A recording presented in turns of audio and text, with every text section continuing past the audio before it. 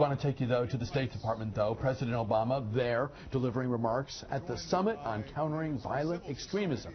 Let's give you a flavor of what the president is saying this day. Because civil society, reflecting the views and the voices of citizens, is vital to the success of any country. I thank all of you, and I welcome all of you. We come together from more than 60 countries from every continent. We speak different languages, born of different races and ethnic groups, belong to different religions. We are here today because we are united against the scourge of violent extremism and terrorism.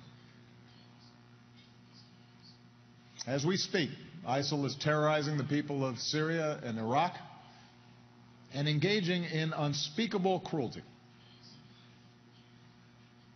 The wanton murder of children, the enslavement and rape of women, threatening religious minorities with genocide, beheading hostages. ISIL-linked terrorists murdered Egyptians in the Sinai Peninsula, and their slaughter of Egyptian Christians in Libya has shocked the world. Beyond the region, we've seen deadly attacks in Ottawa, Sydney, Paris, and now Copenhagen. Elsewhere, Israelis have endured the tragedy of terrorism for decades. Pakistan's Taliban has mounted a long campaign of violence against the Pakistani people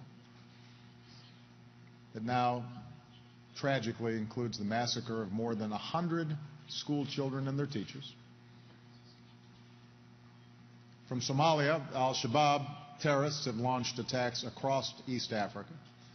In Nigeria and neighboring countries, Boko Haram kills and kidnaps men, women, and children. At the United Nations in September, I called on the international community to come together and eradicate violent extremism. And I challenged countries to come to the General Assembly this fall with concrete steps that we can take together. And I'm grateful for all of you answering this call. Yesterday at the White House, we welcomed community groups from the United States and some from your countries to focus on how we can empower communities to protect their families and friends and neighbors from violent ideologies and recruitment. And over the coming months, many of your countries will host summits to build on the work here and to prepare for the General Assembly. Today, I want to suggest some areas where I believe we can focus on as governments. First, we must remain unwavering in our fight against terrorist organizations. And in Afghanistan, our coalition is focused on training and assisting Afghan forces. We'll continue to conduct counterterrorism missions against the remnants of al-Qaeda in the tribal regions. When necessary, the United States will continue to take action against al-Qaeda affiliates in places like Yemen and Somalia. We will continue to work with partners to help them build up their security forces so that they can prevent ungoverned spaces where terrorists find safe haven, and so they can push back against groups like al-Shabaab and Boko Haram. In Iraq and Syria, our coalition of some 60 nations, including Arab nations, will not relent in our mission to degrade and ultimately destroy ISIL. And as a result of a separate ministerial here today, many of our governments will be deepening our cooperation against foreign terrorist fighters by sharing more information and making it harder for fighters to travel to and from Syria and Iraq. Related to this, and as I said at the United Nations last fall, nations need to break the cycles of conflict, especially sectarian conflict, that have become magnets for violent extremism. In Syria, Assad's war against his own people and deliberate stoking of sectarian tensions helped to fuel the rise of ISIL. And in Iraq, with the failure of the previous government to in an inclusive manner, help to pave the way for ISIL's gains there. The Syrian civil war will only end when there is an inclusive political transition and a government that serves Syrians of all ethnicities and religions. And across the region, the terror campaigns between Sunnis and Shia will only end when major powers address their differences through dialogue and not through proxy wars. So countering violent extremism begins with political, civic, and religious leaders rejecting sectarian strife.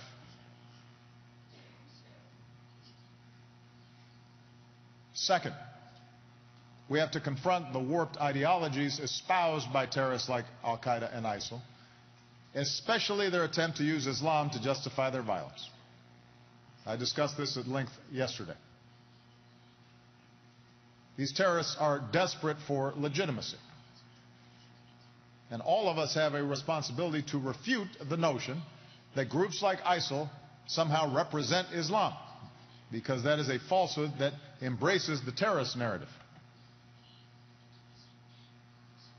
At the same time, we must acknowledge that groups like Al-Qaeda and ISIL are deliberately targeting their propaganda to Muslim communities, particularly Muslim youth. Now, Muslim communities, including scholars and clerics, therefore have a responsibility to push back, not just on twisted interpretations of Islam, but also on the lie that we are somehow engaged in a clash of civilizations, that America and the West are somehow at war with Islam, or seek to suppress Muslims, or that we are the cause of every ill in the Middle East. That narrative sometimes extends far beyond terrorist organizations. That narrative becomes the foundation upon which terrorists build their ideology and by which they try to justify their violence. And that hurts all of us, including Islam and especially Muslims, who are the ones most likely to be killed. Obviously, there is a complicated history between the Middle East, the West, and none of us, I think, should be immune from criticism in terms of specific policies. But the notion that the West is at war with Islam is an ugly lie. And all of us, regardless of our faith, have a responsibility to reject it.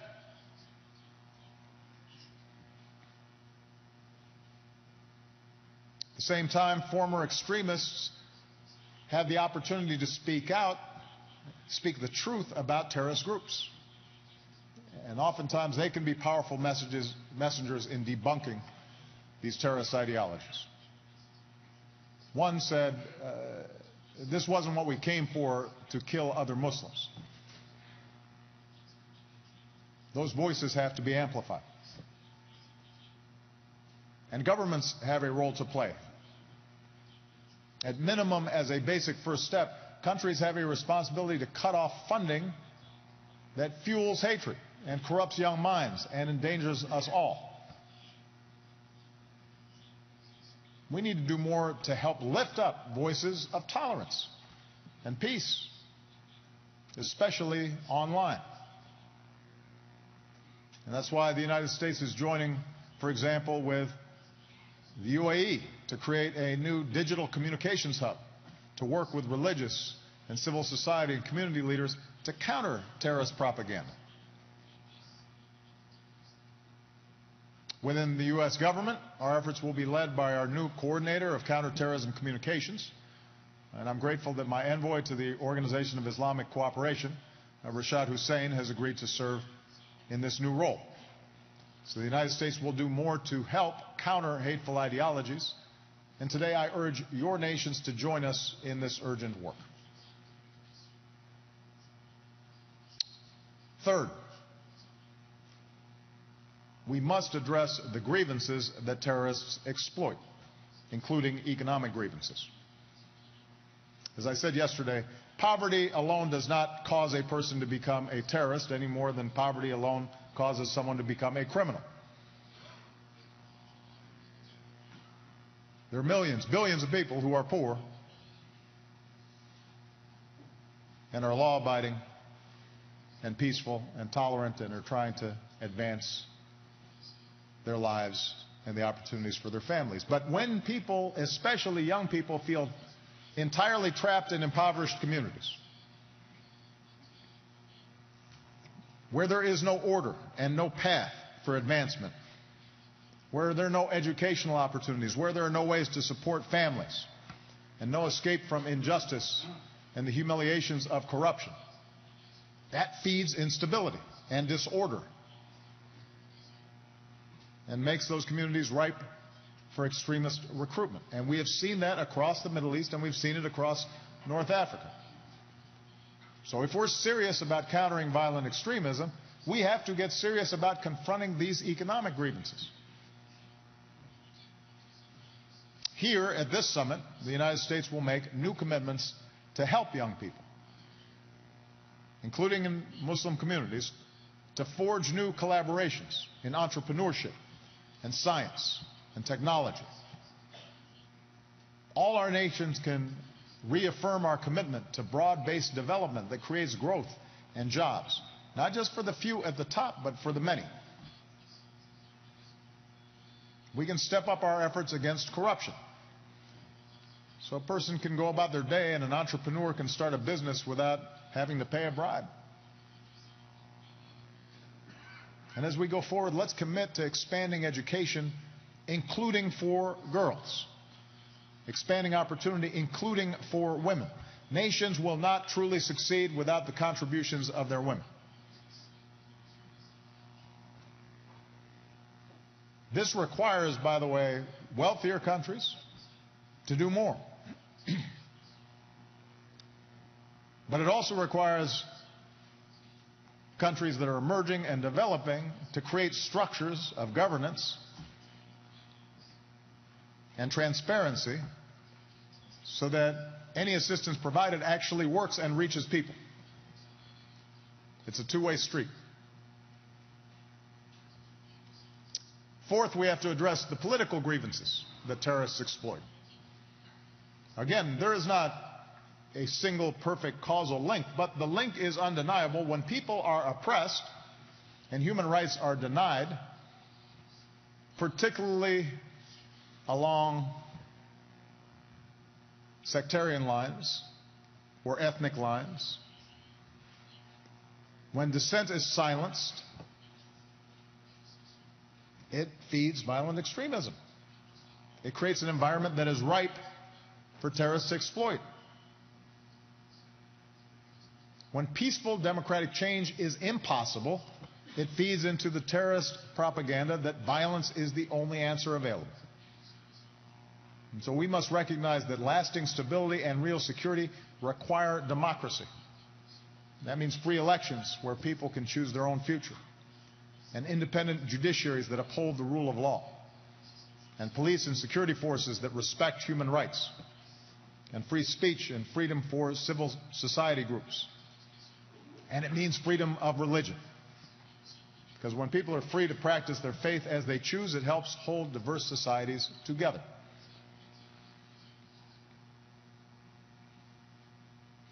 And finally, we have to ensure that our diverse societies truly welcome and respect people of all faiths and backgrounds. And leaders set the tone on this issue. Groups like Al-Qaeda and ISIL peddle the lie that some of our countries are hostile to Muslims. Meanwhile, we've also seen, most recently in Europe, a rise in inexcusable acts of anti-Semitism, or in some cases anti-Muslim sentiment, or anti-immigrant sentiment. When people spew hatred towards others because of their faith or because they are immigrants, it feeds into terrorist narratives. If entire communities feel they can never become a full part of the society in which they reside, it feeds a cycle of fear and resentment and a sense of injustice upon which extremists prey. We can't allow cycles of suspicions to tear at the fabric of our countries. So we all recognize the need for more dialogues across countries and cultures. Those efforts are indeed important, but what's most needed today, perhaps, are more dialogues within countries. Not just across faiths, but also within faiths.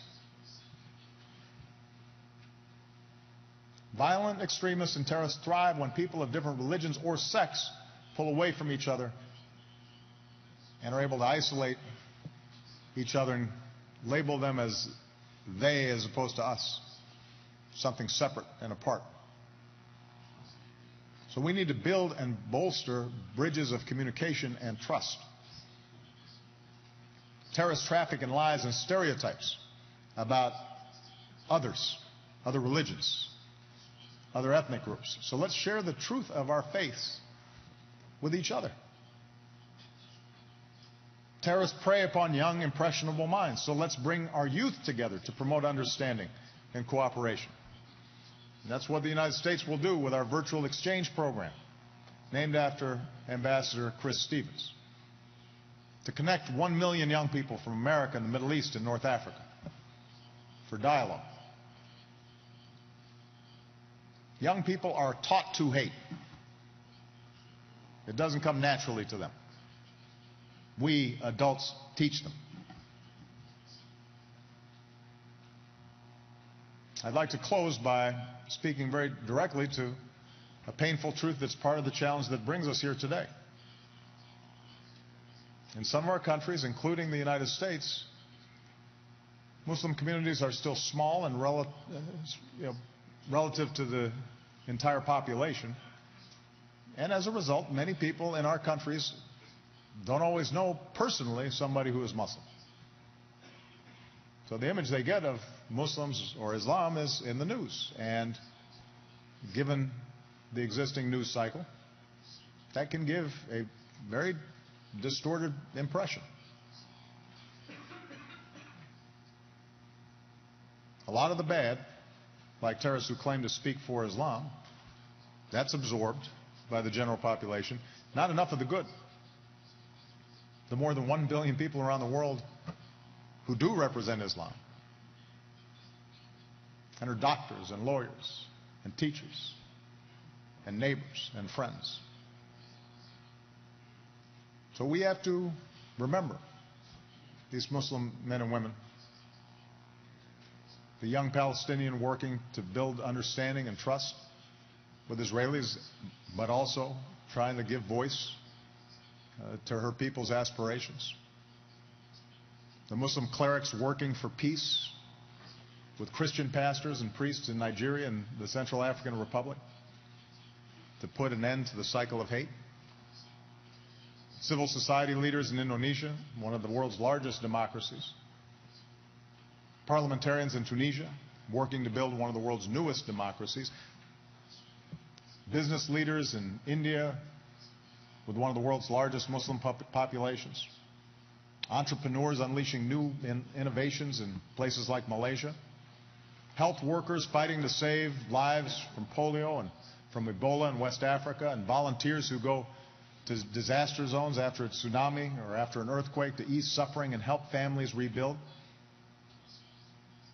Muslims who have risked their lives as human shields to protect Coptic churches in Egypt and to protect Christians attending Mass in Pakistan, and who've tried to protect synagogues in Syria.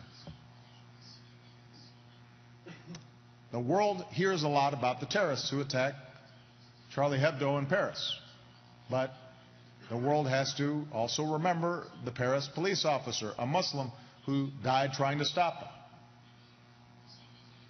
The world knows about the attack on the Jews at the kosher supermarket in Paris. We need to recall the worker at that market, a Muslim, who hid Jewish customers and saved their lives. And when he was asked why he did it, he said, "We are brothers." It's not a question of Jews or Christians or Muslims. We're all in the same boat. And we have to help each other to get out of this crisis. Distinguished guests, ladies and gentlemen, I thank you for being here today. We come from different countries and different cultures and different faiths, but it is useful for us to take our wisdom from that humble worker who engaged in heroic acts under the most severe of circumstances. We are all in the same boat. We have to help each other. In this work, you will have a strong partner in me and the United States of America. Thank you very much. Thank you.